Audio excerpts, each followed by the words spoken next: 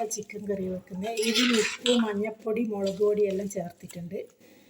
ഇനി ഇതിൻ്റെ കൂടെ വെളുത്തുള്ളി ചതച്ചത്, പച്ചമുളക്, ഉള്ളി,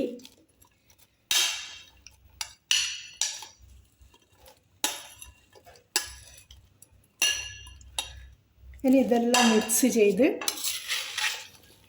അടുപ്പത്ത് വെച്ച് കുറച്ച് നേരം വേകണം. എന്നിട്ട് എല്ലാ മസാല പൊടികളും തേങ്ങ വറുത്തരച്ചും വെക്കാം. ഇച്ചിരി വെള്ളം ഒഴിക്കണം. കുറച്ച് വെള്ളം ഒഴിച്ച് കുറച്ച് വെന്ത് കഴിഞ്ഞിട്ട് അരവെല്ലാം ചേർക്കാം.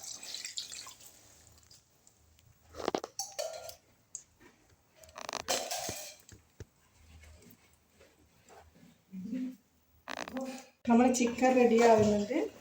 ഇതിൽ തക്കാളി, കറിവേപ്പിലെല്ലാം ഇട്ടിട്ടുണ്ട്. പിന്നെ ഇതിൽ തേങ്ങ വറുത്തരച്ചത്.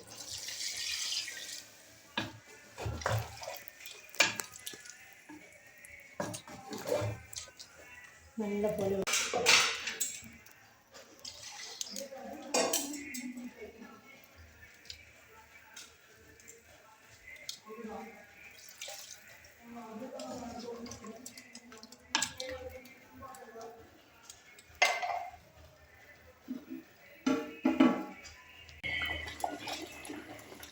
നമ്മളെ ചിക്കൻ കറി അങ്ങനെ റെഡി ആവുന്നുണ്ട്.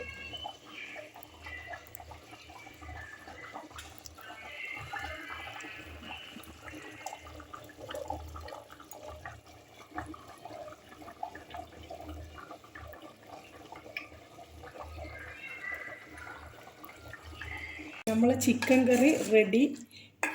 ചക്കയും കൂട്ടി ചിക്കൻ കറി കഴിക്കാം.